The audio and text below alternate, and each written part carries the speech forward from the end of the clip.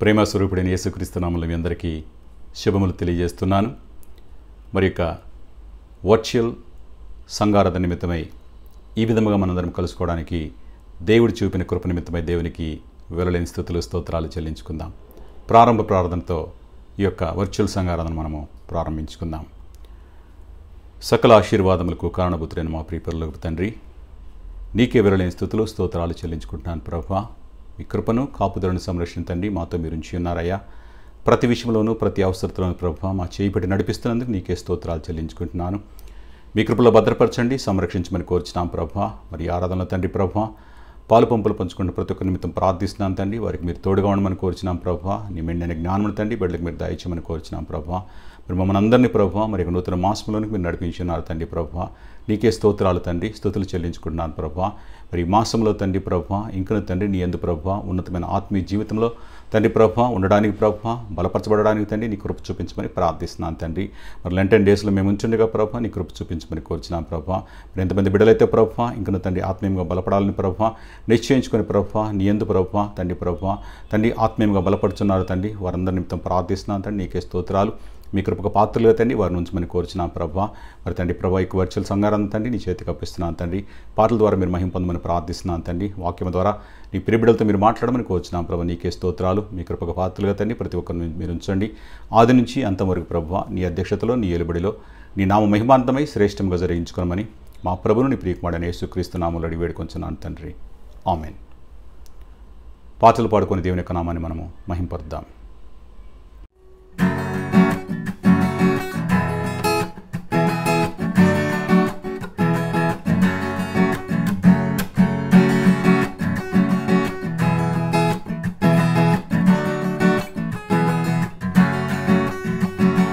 చూడాలని ఉన్నది నా యేసుని చూడాలని ఉన్నది, చూడాలని ఉన్నది నా యేసుని చూడాలని ఉన్నది.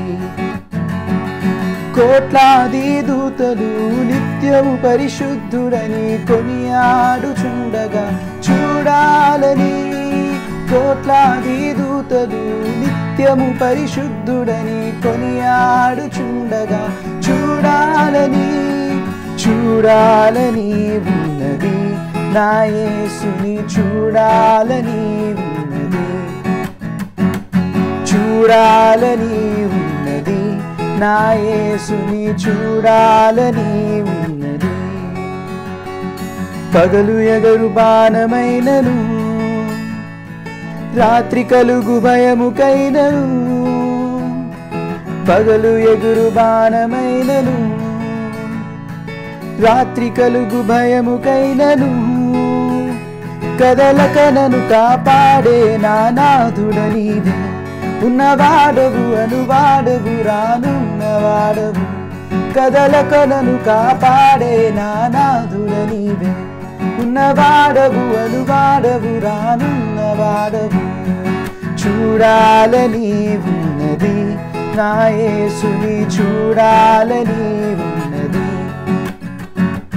చూడాలని ఉన్నది నా యేసుని చూడాలని ఉన్నది. నా పాదములకు దీపమై నా త్రోవలకు వెలుగువై, నా పాదములకు దీపమై నా త్రోవలకు వెలుగువై, నన్ను వీడని ఎడబాయని నా తోడు నీవే. కంటికి రెప్పల కాపాడే నాదుడ నీవే, నన్ను వీడని ఎడబాయని నా తోడు నీవే.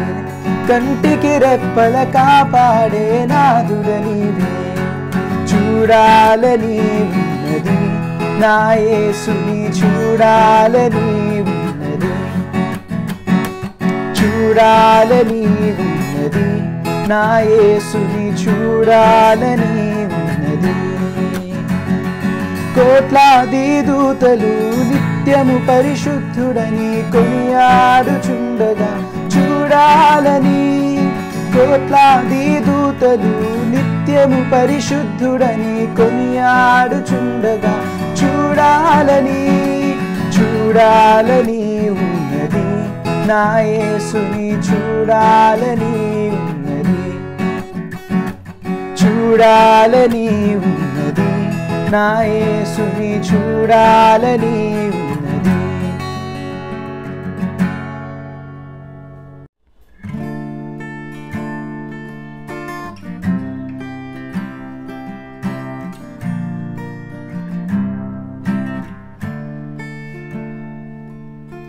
సిల్వలో నాకై కార్చెను యేసు రక్తము, సిల్వలో నాకై కార్చెను యేసు రక్తము. శిలనైన నన్ను మార్చెను యేసు రక్తము, శిలనైన నన్ను మార్చెను యేసు రక్తము, యేసు రక్తము, ప్రభు యేసు రక్తము, అమూల్యమైన రక్తము, యేసు రక్తము, అమూల్యమైన రక్తము, యేసు రక్తము. సమకూర్చు నన్ను తండ్రితో యేసు రక్తము, సమకూర్చు నన్ను తండ్రితో యేసు రక్తము. సంధి చేసి చేర్చును యేసు రక్తము, సంధి చేసి చేర్చును యేసు రక్తము, యేసు రక్తము, ప్రభు యేసు రక్తము, అమూల్యమైన రక్తము, యేసు రక్తము. ఐక్యపరచును తండ్రితో యేసు రక్తము,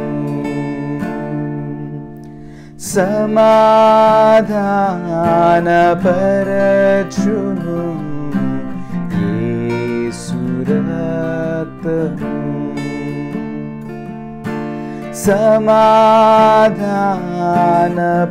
సమాధానపరచును యేసు రక్తము.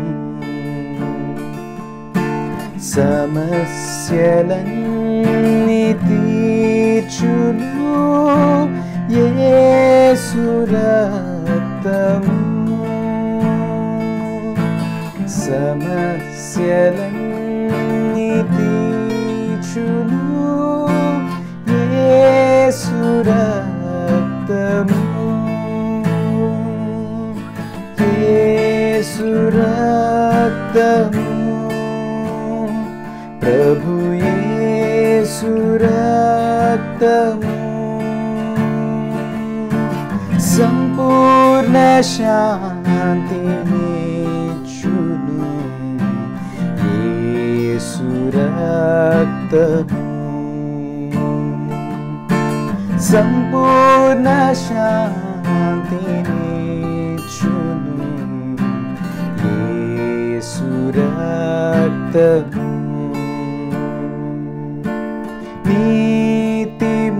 నీతిమంతులుగా చేయును యేసు రక్తము, నీతిమంతులుగా చేయును యేసు రక్తము.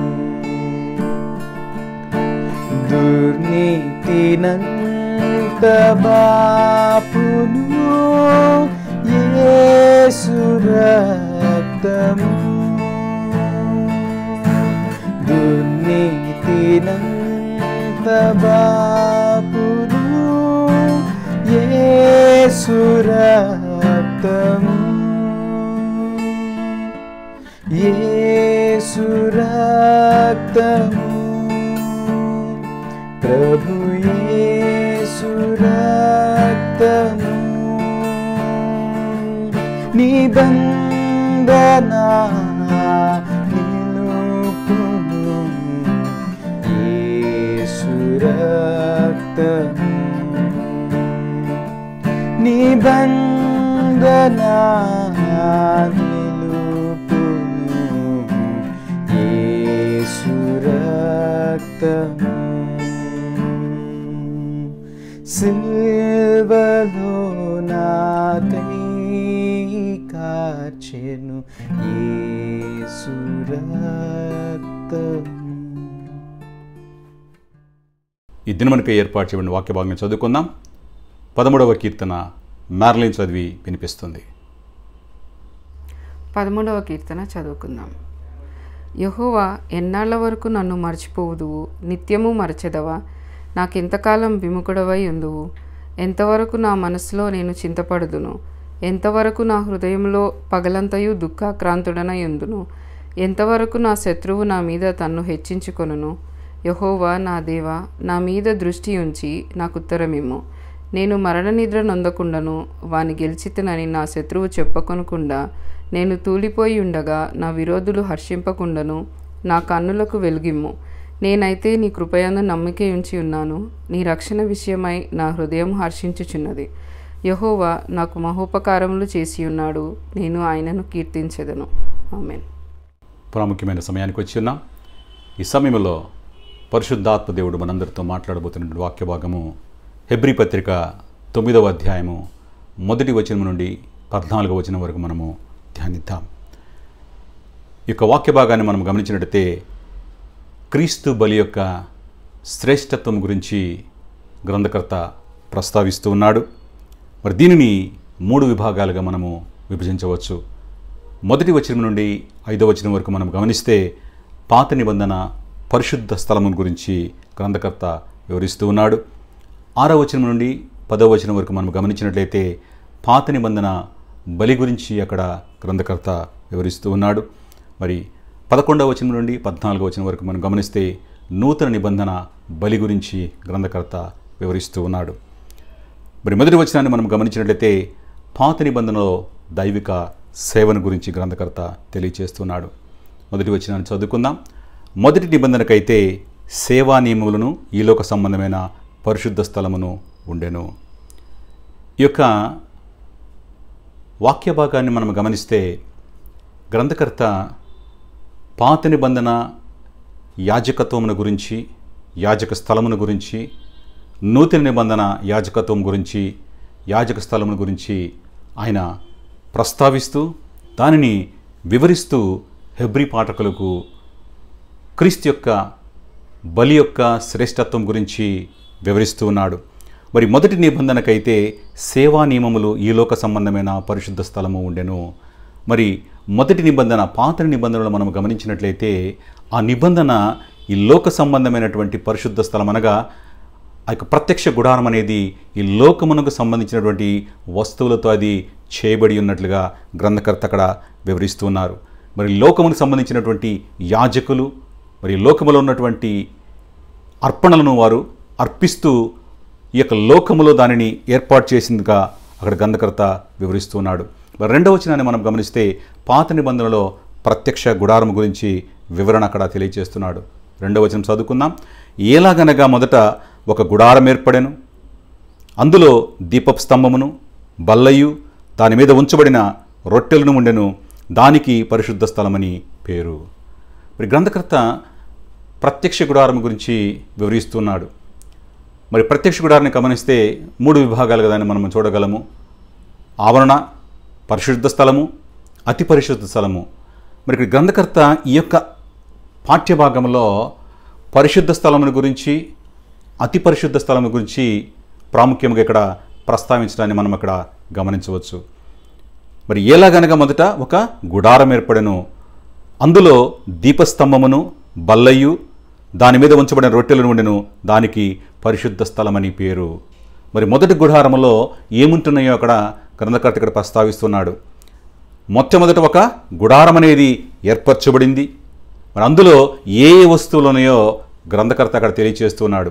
దీపస్తంభమును బల్లయు దాని మీద ఉంచబడిన రొట్టెలు ఉండెను, దానికి పరిశుద్ధ స్థలమని పేరు. మరి పరిశుద్ధ స్థలములో ప్రతిదినము కూడా యాజకులు యాజకత్వమును చేస్తారు. మరి అతి పరిశుద్ధ స్థలంకి వచ్చేసరికి అతి పరిశుద్ధ స్థలములో ప్రధాన యాజకుడు మాత్రమే దానిలోనికి ప్రవేశిస్తాడు. అది కూడా సంవత్సరములకు ఒక్కసారి మాత్రమే. ప్రాయశ్చిత్త దినమున ప్రాయశ్చిత్త బలిని తీసుకొని ప్రధాన యాజకుడు అతి పరిశుద్ధ స్థలానికి వెళతాడు. మరి ఇక్కడ గమనించినట్లయితే ఈ యొక్క పరిశుద్ధ స్థలములో దీపపు స్తంభమును బల్లయు దాని మీద ఉంచబడిన రొట్టెల గురించి ఇక్కడ గ్రంథకర్త ప్రస్తావిస్తూ ఉన్నాడు.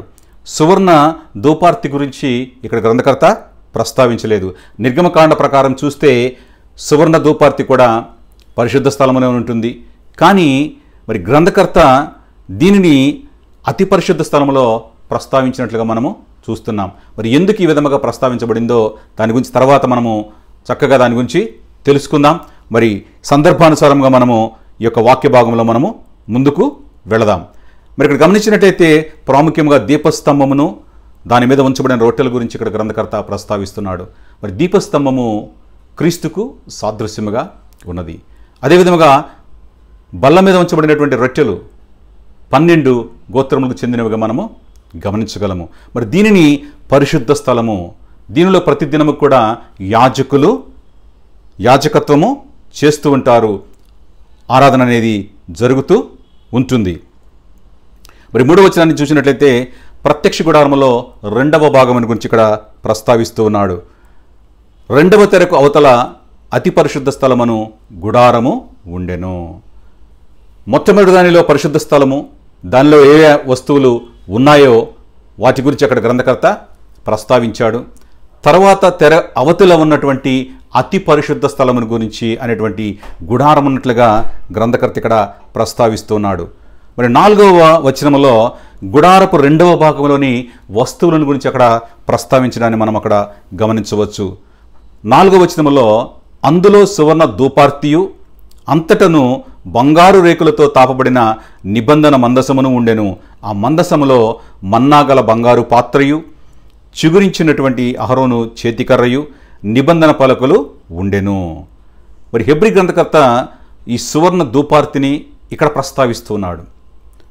అతి పరిశుద్ధ స్థలములైన ప్రస్తావిస్తున్నాడు. మరి ఎందుకు ప్రస్తావించాడో మనం తర్వాత దీని గురించి మనము ధ్యానిద్దాం. మరి ఇక్కడ గమనించినట్లయితే ప్రాముఖ్యముగా ఈ యొక్క అతి పరిశుద్ధ స్థలములో సువర్ణ ధూపార్తియు అంతటను బంగారు రేకులతో తాపబడిన నిబంధన మందసమును ఉండెను. ఆ మందసములో మన్నాగల బంగారు పాత్రయు చిగురించినటువంటి అహరోను చేతికర్రయు నిబంధన పలకలు ఉండెను. క్రీస్తునందు ప్రేమైన వారలారా, ఈ ప్రత్యక్ష గుడారం అనేది దేవుని చేత ఏర్పాటు చేయబడింది. ఈ ప్రత్యక్ష గుడారము ఏ విధముగా నిర్మాణం చేయాలో దేవుడు మోషేకు సెలవిచ్చిన రీతిలో ఏ విధంగా ఆయనైతే హెచ్చరించాడో దానిని అనుసరించి ప్రత్యక్ష గుడారాన్ని మోషే తయారు చేసినట్లుగా మనం ఇక్కడ వాక్య భాగాలు మనం చూస్తున్నాం. ఏవి ఎక్కడుండాలో వాటిని స్పష్టంగా దేవుడు మోషేకు తెలియచేశాడు. మరి అతి పరిశుద్ధ స్థలములో సువర్ణ ధూపార్తియు బంగారు రేకులతో తాపబడినటువంటి నిబంధన మందసము. ఎందుకంటే దేవుని యొక్క సన్నిధి ఈ అతి పరిశుద్ధ స్థలంలోనికి వస్తుంది కనుక మరి దీన్ని చాలా జాగ్రత్తగా చేయవలసిందిగా దేవుడు మోషేను హెచ్చరించి ఉన్నాడు. మరి మందసములో ఏమేమి ఉన్నాయో కూడా ఇక్కడ గ్రంథకర్త ప్రస్తావిస్తూ ఉన్నాడు. మరి మన్నా గల బంగారు పాత్ర.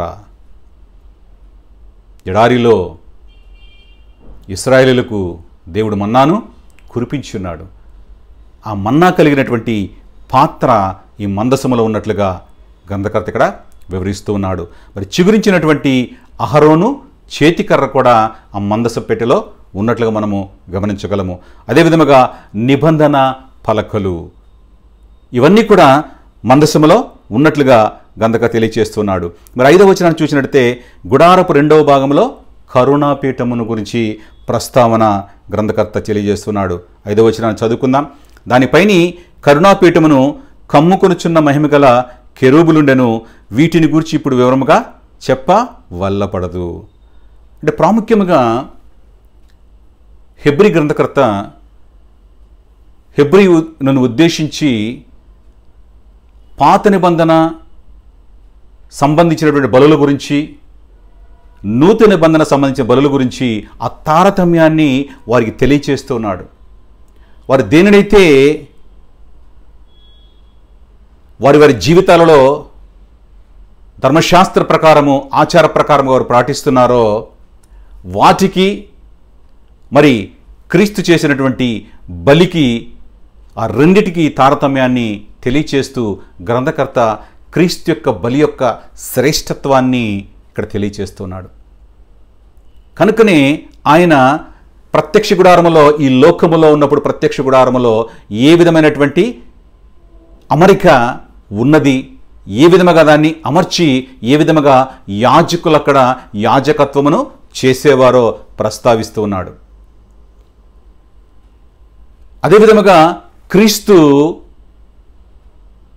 ఏ విధముగా తన బలిని అర్పించి ఉన్నాడో, ఆయన ఎక్కడ ప్రస్తుతం ఉన్నాడో ప్రతిదీ కూడా ఇంత క్రింది వచనాల్లో, కింది అధ్యాయంలో మనము ధ్యానించి ఉన్నాం.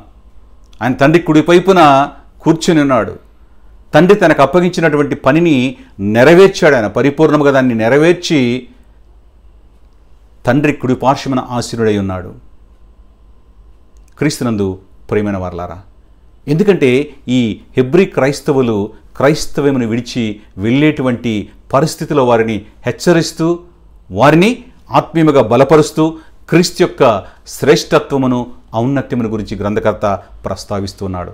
మరి 5వ వచనములో కరుణాపీఠము దాని గురించి, దానిపైనే కరుణాపీఠమును కమ్ముకొనుచున్న మహిమగల కెరూబులు ఉండెను. వీటిని గురించి ఇప్పుడు వివరముగా చెప్పవల్లపడదు. దరిదాపు ఇక ప్రత్యక్ష గుడారము గురించి 40 అధ్యాయాల దాకా వివరిస్తూ నిర్గమకాండములో వ్రాయబడి ఉన్నది. నిర్గమకాండము 25 నుంచి 31 వరకు, మరలా 35 నుంచి 40వ అధ్యాయం వరకు కూడా దాని వివరణ అంతా కూడా ఈ అధ్యాయంలో ఇమిడి ఉన్నది. మరి గ్రంథకర్త వాటన్నిటిని క్రోడీకరిస్తూ హెబ్రీ పాఠకులకు ఎక్స్ప్లెయిన్ చేస్తున్నాడు, వివరిస్తూ ఉన్నాడు. పాత నిబంధన యొక్క, నూతన నిబంధన యొక్క తారతమ్యం తెలియజేస్తూ ఉన్నాడు. నూతన నిబంధన శ్రేష్టత్వం ఏ విధముగా పాత నిబంధన యాజకత్వము కంటే గొప్పదో దాన్ని తెలియచేస్తూ ఉన్నాడు.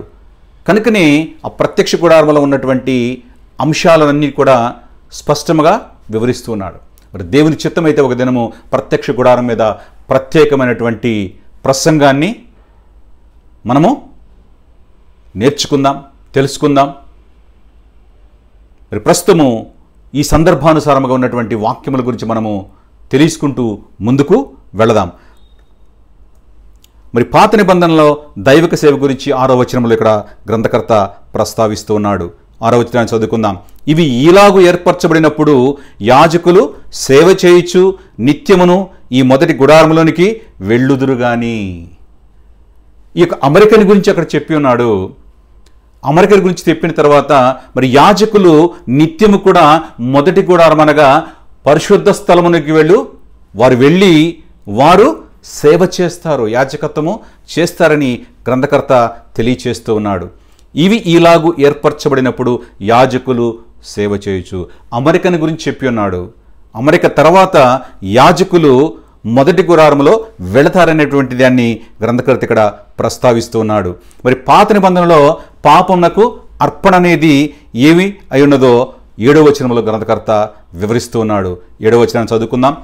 సంవత్సరమునకు ఒక్కసారి మాత్రమే ప్రధాన యాజకుడు ఒక్కడే రక్తము చేత పట్టుకొని 2వ గుడారంలోనికి ప్రవేశించును. ఆ రక్తము తన కొరకును ప్రజల అజ్ఞాన కృత్యముల కొరకును అతడు అర్పించును. పాపముల నిమిత్తము పాప ప్రాయశ్చిత్తము కొరకై ప్రాయశ్చిత్త దినమున ప్రధాన యాజకుడు సంవత్సరమునకు ఒక్కసారి మాత్రమే తను అర్పించినటువంటి జంతువుల రక్తమును ఆయన చేత పట్టుకొని 2వ గుడారంలోనికి ప్రవేశించును. మరి ఇక్కడ 2వ గుడారం అనగా అతి పరిశుద్ధ స్థలము. మన దేవుడు పరిశుద్ధుడు కనుక మరి ఆ యొక్క ప్రధాన యాజకుడు సంవత్సరమునకు ఒక్కసారి మాత్రమే ఆయన ఆ పరిశుద్ధ రక్తమును చేత పట్టుకొని ఆయన వెళుతున్నాడు. మరి ఎందుకు ఈ పరిశుద్ధ రక్తం అంటే పాపమును ప్రక్షాళన చేసుకొనడానికి. సంవత్సరానికి ఒక్కమారు ఈయన తీసుకుని వెళుతున్న రక్తము ఎవరి కొరకు తీసుకుని వెళుతున్నాడు? ఆయన ఆ రక్తం అనేది ఎవరి కొరకు తీసుకువెళ్తున్నాడో ఇక్కడ గ్రంథకర్త ప్రస్తావిస్తూ ఉన్నాడు. ఆ రక్తమును తన కొరకంటే ప్రధాన యాజకుని కొరకును కూడా. ఎందుకంటే ప్రధాన యాజకుడు కూడా జన్మతః పాపే. ఆ పాపము నుంచి ప్రక్షాళన ఆయన కూడా పొందుకోవాలి. ఆయన మాత్రమే కాదు, ఆయన కుటుంబము కూడా పాప ప్రక్షాళన అనేది వారి జీవితంలో ఉండాలి. కనుక ప్రతి సంవత్సరము ప్రధాన యాజకుడు తన కొరకు రక్తమును తీసుకొని వెళతాడు, తన కుటుంబం నిమిత్తం కూడా ఆయన తీసుకొని వెళతాడు. అంతేకాకుండా ప్రజల అజ్ఞాన కృతముల కొరకును, అంటే ప్రజలు అజ్ఞానంతో చేసినటువంటి పాపముల నిమిత్తము కూడా ఆ రక్తం అనేది తీసుకొని వెళ్ళబడుతుంది. వారి తరపున కూడా ఆయన రక్తమును అతి పరిశుద్ధ స్థలములోనికి తీసుకొని వెళతాడు. అక్కడ ఆ రక్తమును అర్పిస్తాడు. ఇది ప్రతి సంవత్సరము కూడా జరిగేటువంటిదే. ప్రతి సంవత్సరము ప్రధాన యాజకుడు ప్రాయశ్చిత్త దినమున జంతువుల రక్తమును ఆయన తీసుకొని అతి పరిశుద్ధ స్థలమునికి ఆయన వెళతము జరుగుతూ ఉంటుంది. క్రీస్తునందు ప్రియమైన వారలారా, ఈ పాపం అనేది మానవునికి దేవునికి మధ్య ఒక అడ్డుగోడను తీసుకుని వచ్చింది. మరి పాపము తొలగించబడాలంటే, తిరిగి మానవునితో దేవుని యొక్క సత్సంబంధం కలిగి ఉండాలంటే ప్రతి సంవత్సరం కూడా ప్రాయశ్చిత్త దినమున మానవాళి పాపముల నిమిత్తము ప్రధాన యాజకుడు రక్తమును చేత పట్టుకొని పరిశుద్ధ స్థలమునకు వెళ్ళేవాడు. ఇది ప్రతి సంవత్సరం కూడా చేయాలి. సంవత్సరం వెంబడి సంవత్సరము వారి యొక్క పాపముల నిమిత్తము ప్రాయశ్చిత్త దినమున వారు పాప పరిహారమునకై అర్పించవలసినటువంటి పరిస్థితి. మరి అడ్డుగోడను ఈ పాత నిబంధన పరిపూర్ణముగా తొలగించలేకపోయింది. ఆ పాత నిబంధన దేవునికి మానవునికి మధ్య తిరిగి సత్సంబంధమును పరిపూర్ణముగా నెలకొల్పలేకపోయింది. పరలోక గుడారములకు నమూనా అయినటువంటి ప్రత్యక్ష గుడారములో, భూలోక ప్రత్యక్ష గుడారములో సంవత్సరము వెంబడి సంవత్సరము అర్పణ అనేది అర్పించవలసినటువంటి పరిస్థితి. ఇది తాత్కాలికమైనటువంటి ఉపశమనము మాత్రమే. ఇది నిరంతర ప్రక్రియగా అది ఉంటున్నట్లుగా మనము దేవుని యొక్క వాక్యంలో మనం చూడగలుగుతున్నాం.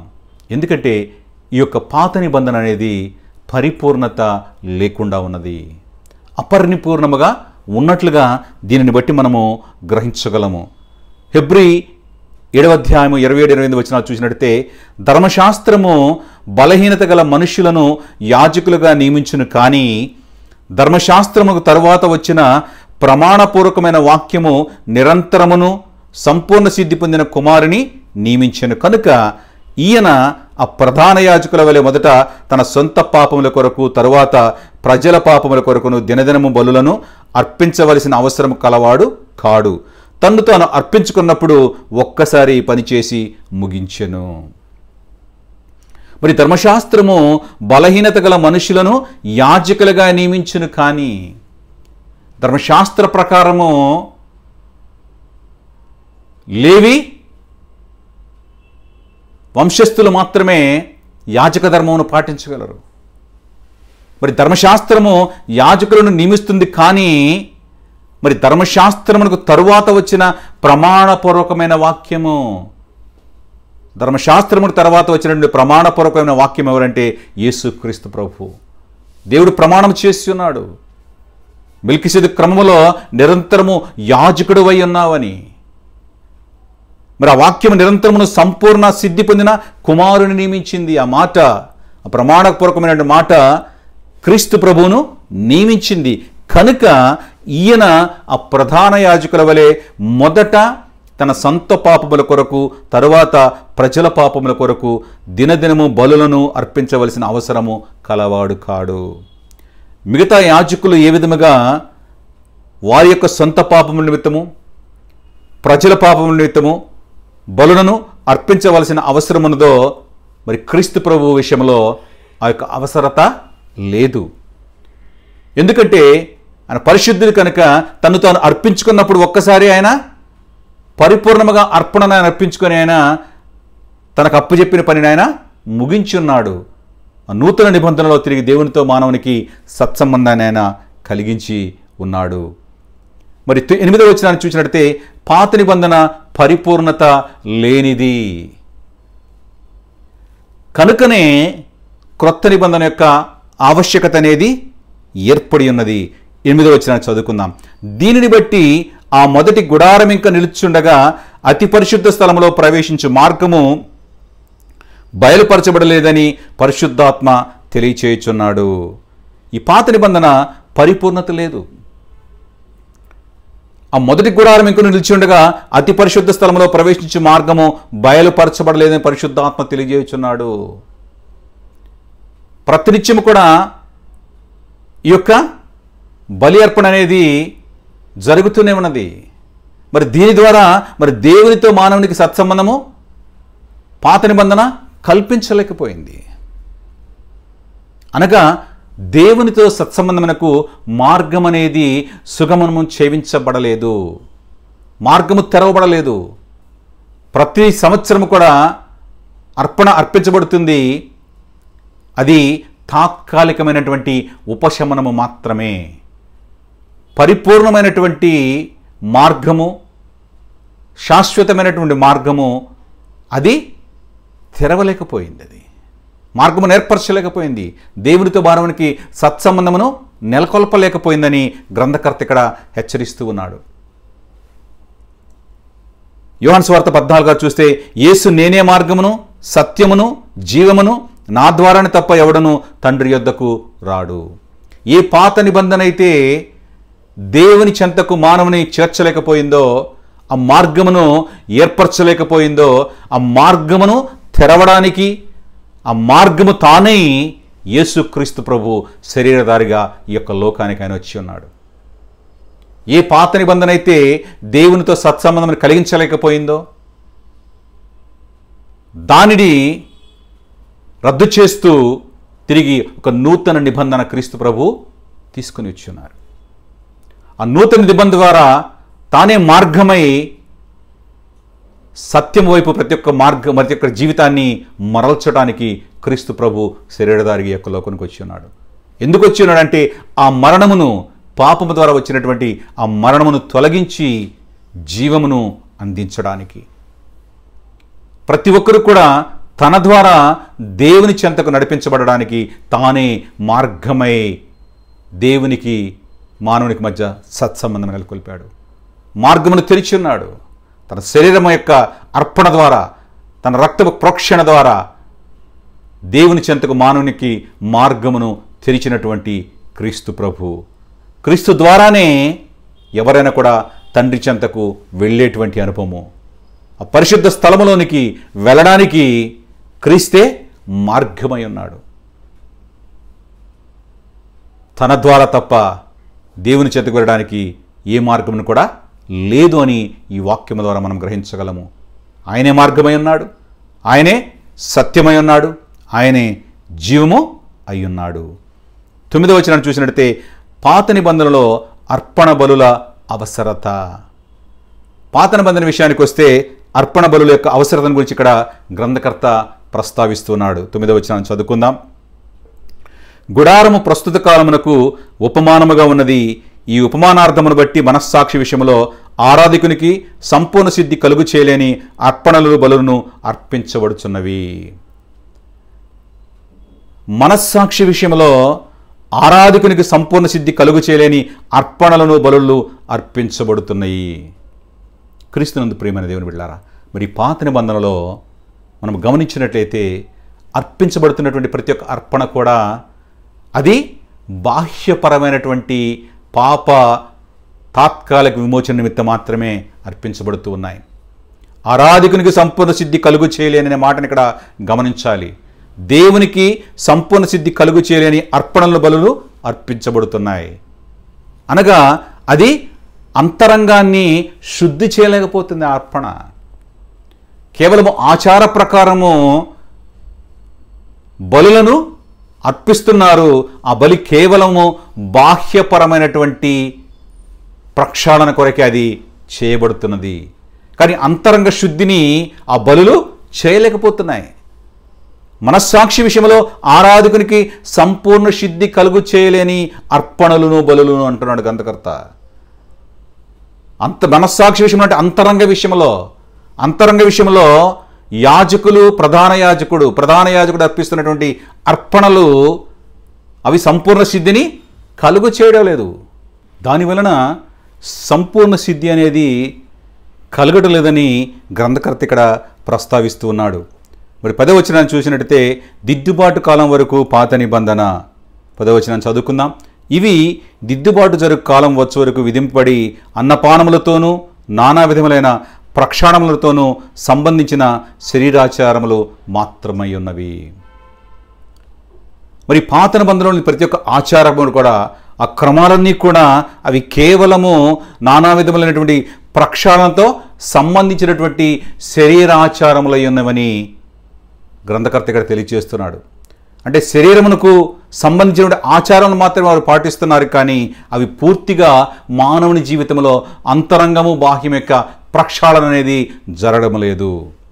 దిద్దుబాటు కాలం వరకు విధింపబడినవి అంటే రిఫార్మేషన్ టైం వరకు కూడా అనగా నూతన నిబంధన వచ్చు వరకు కూడా ఈ నిబంధన ఉన్నది. ఈ నిబంధన కేవలము బాహ్యపరమైనటువంటి ప్రక్షాళన మాత్రమే కలిగిస్తున్నాయి. ఒక ఆచారపరమైనటువంటి క్రియలు మాత్రమే జరిగించడానికి అవి ఉపయోగపడుతున్నాయి. పరిపూర్ణమైనటువంటి సిద్ధి ఇవి జరిగించలేకపోతుంది.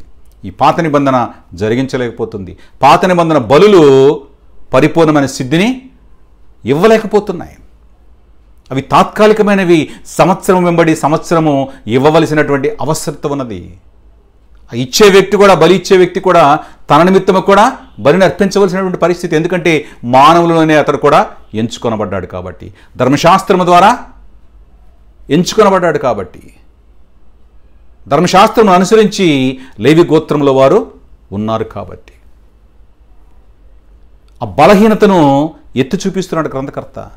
పాత నిబంధనల యొక్క బలహీనతను, దానిలో ఉన్నటువంటి అసంపూర్ణమైనటువంటి స్థితిని హెబ్రీ పాఠకులకు తెలియచేస్తూ ఉన్నాడు. హెబ్రీ 7:18 చూస్తే ఆ ధర్మశాస్త్రము దేనికిని సంపూర్ణ సిద్ధి కలుగ చేయలేదు కనుక ముందీయబడిన ఆజ్ఞ బలహీనమైనందునను నిష్ప్రయోజనమైనందునను అది నివారణ చేయబడి ఉన్నది. ఆ ధర్మశాస్త్రము దేనికి కూడా సంపూర్ణ సిద్ధి అనేది కలుగు చేయడం లేదు కనుక ముందు ఇవ్వబడినటువంటి ఆజ్ఞ బలహీనమైపోయింది. అది బలహీనమైందని మరియు నిష్ప్రయోజనమైంది కనుక అది నివారణ చేయబడినది. దానికంటే శ్రేష్టమైన నిరీక్షణ దాని వెంట ప్రవేశపెట్టబడినది. మరి పాత నిబంధన కంటే కూడా శ్రేష్టమైనటువంటి నిరీక్షణ క్రీస్తు ద్వారా ప్రవేశపెట్టబడి ఉన్నది. దీని ద్వారా దేవుని యొద్దకు మనము చేరుతున్నాము. మరి దేని ద్వారా అంటే క్రీస్తు చేసినటువంటి నిబంధన ద్వారా, క్రీస్తు చేసినటువంటి బలి అర్పణ ద్వారా ఆయన మార్గమును తెరిచి ఉన్నాడు.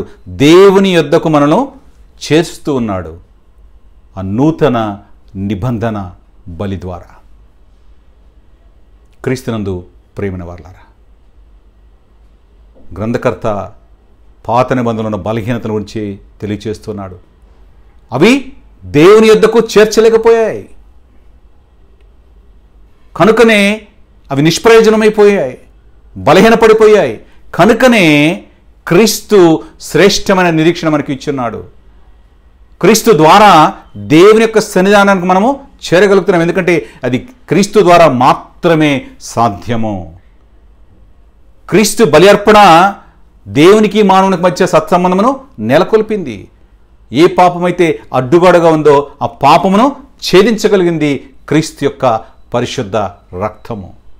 ఆయన బలియాగము దేవునికి మానవునికి మధ్య సంధి చేసింది. దేవునికి మానవుడికి మధ్య ఉన్నటువంటి ఆ అడ్డుగోడను తొలగించి మార్గమును వేసి ఉన్నాడు యేసుక్రీస్తు ప్రభు. అడ్డుగా ఉన్నటువంటి ఆ తెర చిరిగిపోయింది. తానే తెరగా ఉండి తన ద్వారా దేవుని చెంతకైనా నడిపిస్తున్నాడు. క్రీస్తు వలన మాత్రమే అపరిపూర్ణమైనటువంటి సిద్ధి సాధ్యమని గ్రంథకర్త హెబ్రీ పాఠకులను ఉద్దేశించి తెలియచేస్తూ ఉన్నాడు. నూతన నిబంధన గుడారము 11వ వచనం చూసినట్లయితే 11వ వచనం చదువుకుందాం.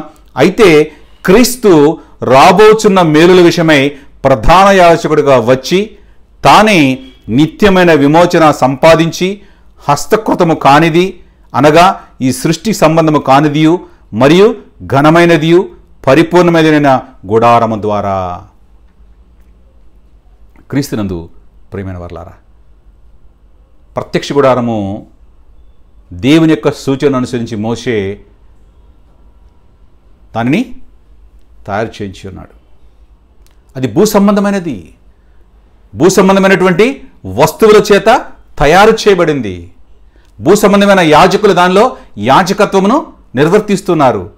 అయితే రాబోతున్నటువంటి మేలుల నిమిత్తమై క్రీస్తు ప్రభు ప్రధాన యాజకుడిగా వచ్చి ఉన్నాడు. తానే నిత్యమైన విమోచనను సంపాదించాడు.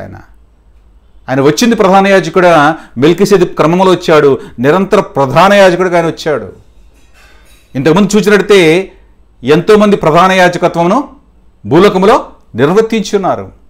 కానీ క్రీస్తు ప్రభు నిరంతర ప్రధాన యాజకుడు. మరి యొక్క ప్రధాన యాజకుని యొక్క అవసరత అనేది లేదు. తానే నిత్యమైన విమోచన సంపాదించి తన స్వరక్తము ద్వారా తను తాను బలిగా అర్పించుకోవడం ద్వారా తన పరిశుద్ధ శరీరమును అర్పించడం ద్వారా ఆయన విమోచించాడు, ప్రాయశ్చిత్తము చేశాడు పాపమునకు. ఆ విమోచన క్రీస్తు సంపాదించి ఉన్నాడు. హస్తకృతము కానిది, హస్తము చేత తయారు చేయబడినటువంటి ప్రత్యక్ష గుడారము క్రీస్తు ప్రభువే. పరలోక సంబంధమైనటువంటి ప్రత్యక్ష గుడారము క్రీస్తు ప్రభువే. అనగా ఈ సృష్టికి సంబంధము కానిదియు మరియు ఘనమైనదియు పరిపూర్ణమైనది గుడారము ద్వారా, అనగా తన ద్వారా మాత్రము దేవునికి సత్సంబంధము నెలకొల్పోయాడు. తన గుడారము ద్వారానే దేవుని చెంతకు మనల్ని నడిపించి ఉన్నాడు. పరిపూర్ణమైనటువంటి బలి అర్పణ ఆయన అర్పించాడు. పరిపూర్ణమైన గుడారము ద్వారా. ఏ ప్రత్యక్ష గుడారం అయితే భూలోకములో ఉన్నదో దాని వలన పరిపూర్ణత అనేది జరగలేదు. క్రీస్తు ద్వారా మాత్రమే, క్రీస్తు బలి అర్పణ ద్వారా మాత్రమే ఆ పరిపూర్ణమైనటువంటి గుడారము ద్వారా, ఆ పరిపూర్ణమైన గుడారము క్రీస్తు ప్రభువే. దాని ద్వారా దేవునితో మనకు సత్సంబంధం అనేది నెలకొల్పబడి ఉన్నది. 12వ వచనం చూద్దాం. క్రీస్తు స్వరక్తముతో పరిశుద్ధ స్థల ప్రవేశము. 12వ వచనం చదువుకుందాం. మేకల యొక్కయు కోడెల యొక్కయు రక్తముతో కాక తన స్వరక్తముతో ఒక్కసారి పరిశుద్ధ స్థలములో ప్రవేశించెను. భూలోక సంబంధమైనటువంటి ప్రత్యక్ష గుడారములో భూలోక సంబంధమైన ప్రధాన యాజకుడు మేకలను కోడలను బలిగా అర్పించి ఆ రక్తమును తీసుకొని సంవత్సరంలో ఒకసారి అతి పరిశుద్ధ స్థలములోనికి వెళ్ళి అర్పణను అర్పించేవాడు. మరి ఈ నూతన నిబంధనలో క్రీస్తు ప్రధాన యాజకుడిగా, నిరంతర ప్రధాన యాజకుడు ఉన్న క్రీస్తు ప్రభు ఆయన ఏం చేశాడు? ఆయన మేకల రక్తాన్ని, కోడ రక్తము తీసుకుని వెళ్ళలేదు. ఆయన స్వరక్తముతో, తన స్వరక్తముతో తన్ను తానుగా అర్పించుకుని ఉన్నాడు. అందుకని క్రీస్తు ప్రభు వారు భూలోకంలో ఉన్నప్పుడు బాప్తిస్మిచ్చి యోహాను పలికిన మాటలు, లోక పాపములను మోసుకొని పోవు దేవుని గొర్రెపిల్ల,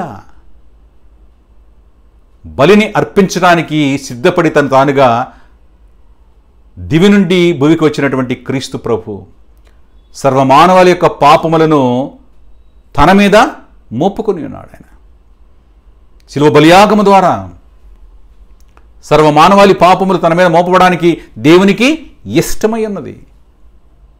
ఆయన తన స్వరక్తముతో ఒక్కసారి ఆయన పరిశుద్ధ స్థలములోనికి ప్రవేశించాడు. తన రక్తమును తీసుకుని వెళ్ళాడు. సర్వమానవాళి పాపముల నిమిత్తము తన స్వరక్తమును తీసుకొని ఆ స్వరక్తము ద్వారా దేవునితో సత్సంబంధం కలిగించగలిగాడు యేసుక్రీస్తు ప్రభు. అది సంపూర్ణ సిద్ధిని కలుగు చేసినటువంటి బలి అర్పణ. క్రీస్తునందు ప్రేమైన వారలారా, ఆ యొక్క తారతమ్యాన్ని జాగ్రత్తగా గమనించండి. భూలోకములో ప్రత్యక్ష గుడారములో ఏ విధముగా అర్పణలు జరిగేవో, ప్రధాన యాజకుడు ఏ విధంగా అర్పణ అర్పించేవాడో, మరి నిరంతర ప్రధాన యాజకుడైనటువంటి క్రీస్తు ప్రభు తన గుడారము ద్వారా ఏ విధముగా తన్ను తాను అర్పించుకున్నాడో, తన స్వరక్తముతో ఒక్కసారి పరిశుద్ధ స్థలములోనికి ప్రవేశించాడో గ్రంథకర్త వారిని హెచ్చరిస్తూ వివరిస్తూ ఉన్నటువంటి భాగాన్ని మనము చూడగలుగుతూ ఉన్నాం. 11వ వచనం చూసినట్లయితే పాత నిబంధన బలుల ద్వారా బాహ్య శుద్ధి మాత్రమే. ఇందాక మనం చెప్పుకున్నట్లుగా పాత నిబంధన బలి అర్పణమ ద్వారా కేవలం అది బాహ్య శుద్ధిని కలుగు చేస్తాయి. 11వ వచనం చదువుకుందాం. ఏలి అనగా మేకల యొక్కయు ఎడ్ల యొక్కయు రక్తమును మైలపడిన వారి మీద ఆవు దూడ బూడిద చల్లుటయు శరీర శుద్ధి కలిగినట్లు వారిని పరిశుద్ధపరిచినలా. అంటే ఇవి కేవలము తాత్కాలికముగా బాహ్యపరముగానే అవి పరిశుద్ధపరుస్తున్నాయి. అవి అంతరంగమును పరిశుద్ధపరచ లేకపోతున్నాయి. అవి తాత్కాలికమైనటువంటి ఆచారముగానే అవి ఉంటున్నాయి.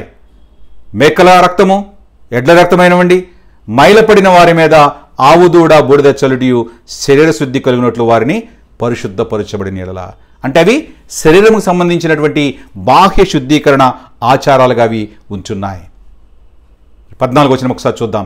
నూతన నిబంధన బలి ద్వారా అంతరంగ శుద్ధి. నూతన నిబంధన బలి ద్వారా అంతరంగ శుద్ధి. నిత్యుడగు ఆత్మ ద్వారా తన్ను తాను దేవునికి నిర్దోషిగా అర్పించుకొనిన క్రీస్తు యొక్క రక్తము నిర్జీవ క్రియలను విడిచి జీవమగల దేవుని సేవించుటకు మీ మనస్సాక్షిని ఎంత ఎక్కువగా శుద్ధి చేయును. క్రీస్తునందు ప్రియమైన వారలారా, నిత్యుడగు ఆత్మ ద్వారా తన్ను తాను దేవునికి నిర్దోషిగా అర్పించుకొనిన క్రీస్తునందు ప్రియమైన వారలారా, యేసు క్రీస్తు ప్రభు నిత్యత్వములో ఉన్నాడు. ఆయన త్రిత్వములో ఏకత్వమును కలిగి ఉన్నాడు. అనాది ప్రణాళిక చొప్పున దేవుడు తనకు అప్పగించినటువంటి పనిని నెరవేర్చడానికి ఆయన దివి నుండి భువికి శరీరధారిగా ఆయన వచ్చి ఉన్నాడు. ఆయన శరీరధారిగా ఈ లోకంలో ఉన్నప్పుడు కూడా ప్రతి శ్రమను శోధనను ఆయన ఎదుర్కొన్నాడు. శ్రమను శోధన ఎదుర్కొని కూడా ఆయన పాపము లేనివాడిగా ఆయన జీవించాడు. పరిశుద్ధమైన జీవితం ఆయన కొనసాగించాడు. పరిశుద్ధుడిగా తను తాను శిలువ బలియాగమునకు ఆయన అర్పించుకుని ఉన్నాడు. అందుకని ఇక్కడ తన్ను తాను దేవునికి నిర్దోషిగా అర్పించుకున్న క్రీస్తు యొక్క రక్తము. మరి రక్తములు ఏమున్నది? పరిశుద్ధత ఉన్నది. ఆ రక్తము సర్వమానవాళి నిమిత్తము చిందింపబడినది. ఆ పరిశుద్ధ రక్తము ద్వారా తిరిగి మరలా దేవునితో సత్సంబంధము ఏర్పరచబడి ఉన్నది. ఆ పరిశుద్ధ రక్తము ద్వారానే బాహ్యశుద్ధి, అంతరంగ శుద్ధి రెండు కూడా జరపబడి ఉన్నాయి. అంటే పరిపూర్ణమైనటువంటి సిద్ధి మానవుని జీవితంలో జరిగింది. దేని ద్వారా జరిగిందంటే దేవునైనటువంటి తండ్రి చిత్తమును నెరవేర్చడానికి వచ్చినటువంటి క్రీస్తు ప్రభు ద్వారా, తన పరిశుద్ధ జీవితం ద్వారా, తన పరిశుద్ధ రక్తమును మన నిమిత్తం అర్పించి ఆయన పరిపూర్ణమైన ప్రక్షాళన ఆయన కావించున్నాడు. నిర్జీవ క్రియలను విడిచి జీవము గల దేవుని సేవించుటకు మీ మనస్సాక్షిని ఎంత ఎక్కువగా శుద్ధి చేయును. నిర్జీవమైన క్రియలు, పాపమును కలిగించేటువంటి క్రియలు, దాని ద్వారా జీవమును పోగొట్టుకునేటువంటి క్రియలు, నిర్జీవ క్రియలుగా పాపము ద్వారా మనకు మరణం వస్తుంది. ఏ క్రియల ద్వారా అయితే మరణం వస్తుందో దాని ద్వారా మన జీవితంలో నిర్జీవం అనేది ఉంటుంది. కనుక ఆ నిర్జీవమైనటువంటి క్రియలు, పాప క్రియలను విడిచిపెట్టి జీవము గల దేవుని సేవించుటకు మీ మనస్సాక్షిని ఎంత ఎక్కువగా శుద్ధి చేస్తుంది. అది యేసు రక్తము మాత్రమే. ఆ పాపముని దరికి రాకుండా క్రీస్తు రక్తము ప్రక్షాళన చేసింది. ఎప్పుడైతే నీవు క్రీస్తుని రక్షకునిగా నీవు అంగీకరిస్తావో దేవునితో నీకు సత్సంబంధం అనేది కలుగుతుంది క్రీస్తు ద్వారానే.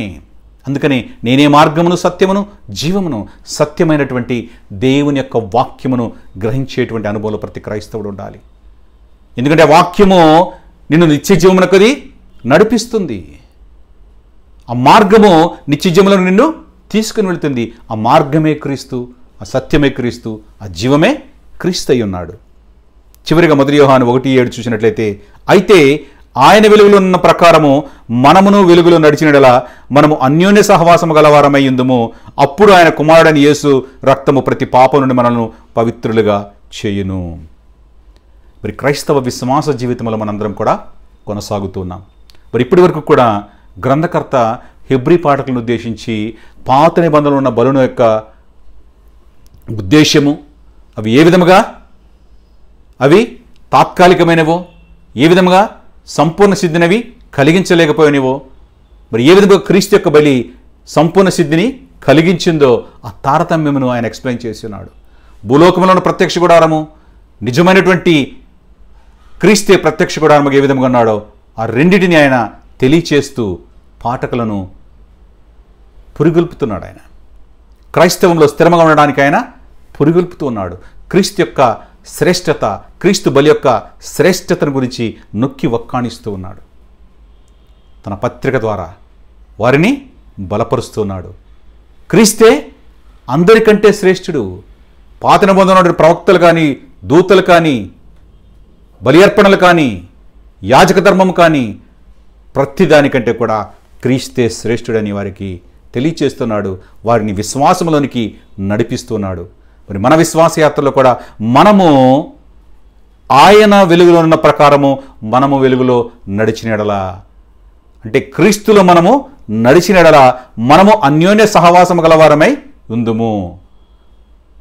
వెలుగైనటువంటి ఆయన మాట చొప్పున మనం ఎప్పుడైతే జీవిస్తామో, ఆ మాటకు లోబడి మనం జీవిస్తామో, ఆ మాటను మన జీవితంలో ఉంచుకొని విధేయత కలిగి మనం ముందుకు వెళతామో ఆయనతో మనము అన్యోన్య సహవాసం కలవారంగా ఉంటాం. అందుకని క్రీస్తు ప్రభువు యోహాను సువార్త 15వ అధ్యాయంలో ప్రస్తావించబడిన వాక్యము, నాకు వేరుగా ఉండి మీరేమీని కూడా చేయలేరు. మన జీవితంలో అన్యోన్య సహవాసం కలవారం ఉండాలంటే దేవుని యొక్క వాక్యము, క్రీస్తుతో సత్సంబంధం మనం కలిగి ఉండాలి. క్రీస్తు మాటకు మనం లోబడి జీవించాలి, విధేయులుగా మనము నడవాలి. ఎప్పుడైతే ఆ విధముగా మనం ఉంటామో అప్పుడు ఆయన కుమారుడైన యేసు రక్తము ప్రతి పాపము నుండి మనల్ని పవిత్రులుగా చేయును. ఆ సహవాసం అనేది మనము తండ్రితోనూ, కుమారునితోనూ, పరిశుద్ధాత్మతోనూ మనము కలిగి ఉండాలి. ఎప్పుడైతే ఆ విధముగా మనం కలిగి ఉంటామో మనలను యేసు రక్తం ప్రతి పాపం నుండి మనల్ని పవిత్రులుగా చేస్తుంది. అంటే దేవునితో మనం సత్సంబంధం కలిగి ఉండాలి. దేవునితో మనం సత్సంబంధం కలిగి ఉంటే త్రిత్వములో ఏకత్వమైన తండ్రి అయిన కుమారుడును పరిశుద్ధాత్మతో మనము సత్సంబంధాన్ని కలిగి ఉంటాం. తద్వారా ఒక పరిశుద్ధమైన జీవితమును జీవించేటువంటి అనుభవంలో మన జీవితాలు ఉంటాయి. క్రీస్తునందు ప్రియమైన వారలారా, మరి హెబ్రీ పాఠకులు వారి జీవితంలో ఉన్నటువంటి శ్రమల వలన, విపరీతమైనటువంటి పరిస్థితుల వలన క్రైస్తవును విడిచి వెళ్ళడానికి సిద్ధంగా ఉన్న వారి జీవితాలలో వారిని ఆత్మీయంగా బలపరచడానికి, క్రీస్తు యొక్క ఔన్నత్యమును తెలియజేస్తూ, క్రీస్తు యొక్క బలి యొక్క శ్రేష్టతను తెలియజేస్తూ వారిని గ్రంథకర్త బలపరుస్తూ ఉన్నాడు. మరి ఈ వాక్యము ద్వారా మనందరి జీవితంలో కూడా పరిశుద్ధాత్ముడు బలపరుస్తూ ఉన్నాడు. మన జీవితంలో ఏ శ్రమ వచ్చినా కూడా, శోధన వచ్చినా కూడా, ప్రతిదాని విషయంలో కూడా మనము జాగ్రత్త వహించాలి. దేవునితో అన్యోన్యమైన సహవాసం ఎప్పుడైతే మనకు ఉంటుందో శోధన మనల్ని ఏమీ చేయలేదు. శోధనను జయించడానికి శక్తి మన జీవితంలో వస్తుంది. తన ప్రియబిడలను ఆయన ఎల్లప్పుడూ కూడా కాపాడుతూనే ఉంటాడు. శ్రమలోను, శోధనలోను, ప్రతి పరిస్థితులు కూడా ఆయన చేయి విడిచిపెట్టడన్న సత్యాన్ని మనము గుర్తుంచుకోవాలి. ఈ లెంటన్ డేస్లో మనం ఉంటున్నాం. ఇంకనూ అతి సమీపముగా దేవుని సన్నిధానంలో దేవుని మాటలు మనం వింటూ, దేవుని సన్నిధిలో ప్రార్థిస్తూ బలమైన ఆత్మీయ జీవితం కలిగి ఉండడానికి పరిశుద్ధాత్మ దేవుడు మనకు సహాయం చేయనుగాక. ఈ కొద్ది మాటలు విని కూడా దేవుడు ఆశీర్వదించునుగాక. ఆమెన్. ముగింపు ప్రార్థన చేసుకుందాం. స్తోత్రం స్తోత్రం స్తోత్రం స్తోత్రం స్తోత్రం స్తోత్రం స్తోత్రం స్తోత్రం స్తోత్రం. కృపగలిగిన తండ్రి, జీవమగలిగిన ప్రభువా, నీకే విరళని స్తుతులు స్తోత్రాలు చెల్లించుకుంటున్నాను ప్రభువా. మీ కృపను కాపుదలను సంరక్షించండి, మాతో మీరుంచి సంరక్షిస్తున్నారు ప్రభువా. మరి దినము తండ్రి ప్రభువా, ఈ వర్చువల్ సంగారాధనలో ప్రభువా మాతో మీరుండి తండ్రి ప్రభువా, పాటల ద్వారా మీరు మహిమ పొందినందుకు నీకే స్తోత్రాలు చెల్లించుకుంటున్నాను ప్రభువా. వాక్యం ద్వారా తండ్రి ప్రభువా మీరు మీ ప్రియబిడ్డలతో మాట్లాడినందుకు నీకే స్తోత్రాలు చెల్లించుకుంటున్నాను ప్రభువా. నీ కృపకు తండ్రి పాత్రలుగా తండ్రి ప్రతి ఒక్కరిని మీరు ఉంచమని కోరుచున్నాం ప్రభువా. మరి ప్రాముఖ్యంగా తండ్రి ప్రభువా హెబ్రీ పాఠకులను ఉద్దేశించి ప్రభువా గ్రంథకర్త మాట్లాడిన ప్రతి మాట నిమిత్తం తండ్రి నీకే స్తోత్రాలు చెల్లించుకుంటున్నాం ప్రభువా. శ్రేష్టమైన దానిని తండ్రి ప్రభువా తెలియజేస్తున్నాడు ప్రభువా. పాత నిబంధన ద్వారా ప్రభువా వారు తండ్రి పొందలేనటువంటి సంపూర్ణ సిద్ధి క్రీస్తు ద్వారా పొంది ఉన్నారనే సత్యాన్ని ప్రభువా మాకు బయలుపరిచి ఉన్నారు ప్రభువా. అవును తండ్రి, క్రీస్తే తండ్రి ప్రభువా మాకు మార్గమై ఉన్నాడు ప్రభువా. మేము నిన్ను చేరాలంటే తండ్రి క్రీస్తే మార్గం ప్రభువా. మేము నిత్య జీవం పొందుకోవాలంటే ప్రభువా క్రీస్తే తండ్రి ప్రభువా. తండ్రి మేము నిత్య మార్గంలో మేము నడవాలన్నా కూడా ప్రభువా క్రీస్తు మాటే మాకు ప్రాముఖ్యం తండ్రి. కనుక తండ్రి క్రీస్తు మేము తండ్రి ప్రభువా అన్యోన్యమైన సహవాసం కలవారుగా ఉండడానికి తండ్రి కావాల్సిన శక్తిని మాకు దయచేయమని ప్రార్థిస్తున్నాను తండ్రి. విన్న మాటలు తండ్రి ప్రతి ఒక్క హృదయంలో తండ్రి భద్రపరుచుకున్నట్టు ప్రభు నీ కృప చూపించమని ప్రార్థిస్తున్నాను తండ్రి. ఇంకా నువ్వు తండ్రి శ్రేష్టముగా ప్రభు నీ మాటలను బోధించడానికి కావాల్సిన జ్ఞానములు తండ్రి దయచేయమని ప్రార్థిస్తున్నాను తండ్రి. నీకే స్తోత్రాలయ్యా. మా సంఘం నిమిత్తం ప్రార్థిస్తున్నాను తండ్రి. షాలోం కింగ్ యేసువా సంఘం ప్రభు మీరు ఏర్పాటు చేసుకునే సంఘం తండ్రి, సంఘ సరిహద్దులు మీరు విశాలపరచమని ప్రార్థిస్తున్నాను తండ్రి. మరి త్వరలో ప్రభు సంఘ ద్వారములు తండ్రి తెరవబడినట్లు ప్రభు నీ కృప చూపించమని ప్రార్థిస్తున్నాను తండ్రి. నీకే స్తోత్రాలయ్యా. ఇంకా తండ్రి మస్కట్ ప్రాంతంలో ప్రభు ఆరాధన ప్రభు తండ్రి ప్రభు స్థలము తెరవబడినందున ప్రభు తండ్రి ప్రభు ఇంకా తండ్రి వర్చువల్గానే తండ్రి ప్రభు మేము ఆరాధిస్తున్నాను తండ్రి. నీకే స్తోత్రాలు ప్రభు.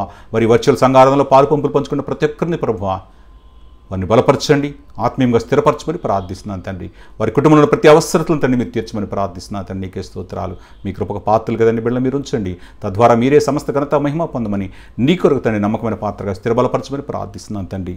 అదేవిధంగా తండ్రి మా సంఘంలో ఉన్న చిన్న బిడ్డల నిమిత్తం ప్రార్థిస్తున్నాను ప్రభా. సిరిసనాల నిమిత్తం ప్రార్థిస్తున్నాను తండ్రి. ఇంకా తండ్రి మా సంఘంలో ఉన్న ప్రతి ఒక్క కుటుంబంలో చిన్న బిడ్డల నిమిత్తం ప్రార్థిస్తున్నాను ప్రభా. నీకే స్తోత్రాలు. మరి వర్చువల్ ప్రోగ్రామ్ చూస్తున్నటువంటి ప్రభా ప్రతి కుటుంబంలో చిన్న బిడ్డలందరికీ నిమిత్తం కూడా తండ్రి ప్రభా ప్రార్థిస్తున్నాను ప్రభా. నీ మెండైన జ్ఞానం బిడ్డలకు దయచేయమని కోరుచున్నాను ప్రభా. మంచి ఆరోగ్యం బలమును శక్తిని బిడ్డలకు దయచేయమని ప్రార్థిస్తున్నాను తండ్రి. నీకే స్తోత్రాలు చెల్లించుకుంటున్నాను ప్రభా. నీ కృపకు పాత్రలుగా తండ్రి మమ్మల్ని మీరు ఉంచండి. చేస్తున్న ప్రతి పనులు మీరు తోడుగా ఉండి సంరక్షించి నడిపించమని ప్రార్థిస్తున్నాను ప్రభా. మరి తండ్రి ప్రభా ఎంతోమంది ప్రభా లెంటన్ డేస్లో ప్రభా ఉపవాసం ఉంటున్నారు ప్రభా. వారందరి నిమిత్తం ప్రార్థిస్తున్నాను తండ్రి. నీ కృపకు పాత్రలుగా తండ్రి వారిని ఉంచమని కోరుచున్నా ప్రభా. వారిని చేపడి నడిపించండి, ఆత్మీయంగా బలపరచమని ప్రార్థిస్తున్నాను ప్రభా. నీకే స్తోత్రాలు. మరి ప్రభా ఈ సమయంలో ప్రభా లెంటల్ కాలంలో ప్రభా తండ్రి ప్రభా ఎంతోమంది ప్రభా తండ్రి ప్రభా వాక్యం ద్వారా తండ్రి బలపరచబడుచుండగా ప్రభా వారిని తండ్రి ఇంకను తండ్రి విని యొక్క ఉంది ప్రభా స్థిరపరచండి, బలపరచండి. నీ కొరకు తండ్రి నమ్మకమైన సాక్షులుగా తండ్రి వారిని స్థిరబలపరచమని ప్రార్థిస్తున్నాను తండ్రి. నీకే స్తోత్రములయ్యా. మరి సంఘంలో ఉన్న ప్రతి ఒక్కరికి తండ్రి ప్రభా మంచి ఆరోగ్యమును బలమును శక్తిని దయచేయమని కోరుచున్నాం ప్రభా. శ్రేష్టమైన ఈవులను దయచేయమని కోరుచున్నాను తండ్రి. ప్రతి బలహీనతలో ఉన్న వారందరి నిమిత్తం కూడా ప్రార్థిస్తున్నాను తండ్రి. ప్రతి బలహీనతను తండ్రి నజరుడైన యేసుక్రీస్తు నామములో గద్దిస్తున్నాను ప్రభా. వారందరికీ తండ్రి పరిపూర్ణమైన స్వస్థం దయచేయమని కోరుచున్నాం ప్రభా. నీకే స్తోత్రములు. మీ కృపలో కాపుదలలో సంరక్షణ తండ్రి మమ్మల్ని మీరు నడిపించండి అయ్యా. మరి ఒకసారి తండ్రి ప్రభా శ్రేష్టమైన మాటలు తండ్రి మీరు మాతో మాట్లాడినారు ప్రభా. నీ కృప చూపించండి. ఇంకను తండ్రి ప్రభా బలమైన ఆత్మీయ జీవితంలో తండ్రి ప్రభా మా సంఘ సభ్యులందరూ తండ్రి ఎదుగునట్టు నీ కృప చూపించమని ఈ దినాశవాంత బిడ్డలు మీరు ఆశ్రయించమని కోరుచు మా ప్రభును నీ ప్రియకుమారుడైన యేసుక్రీస్తు నామములో అడిగి వేడుకొంచున్నాను తండ్రి. ఆమేన్. పరలోకమందున్న మా తండ్రి మీ నామం పరిశుద్ధపరచబడును గాక. మీ రాజ్యం వచ్చును గాక. మీ చిత్తం పరలోకమందు నెరవేర్చును భూమి మీద నెరవేరును గాక. మా అనుదిన ఆహారాన్ని మాకు దయచేయము, మాడల అపరాధం చేసిన మేము క్షమించిన ప్రకారము మా అపరాధం క్షమించము, మమ్మల్ని శోధనలు తేక దుష్టుని తప్పించము. రాజ్యము, శక్తి, మహిమయు నిరంతరం నీవే తండ్రి. ఆమెన్. మన తండ్రి అయిన దేవుని ప్రేమయు, ప్రభువైన యేసుక్రీస్తు కృపయు, పరిశుద్ధాత్మ యొక్క అన్యోన్య సహవాసము ఇప్పుడు ఎల్లప్పుడు సదా మీకు తోడైండును గాక. ఆమెన్. దేవుడు మిమ్మను దీవించును గాక. ఆమెన్.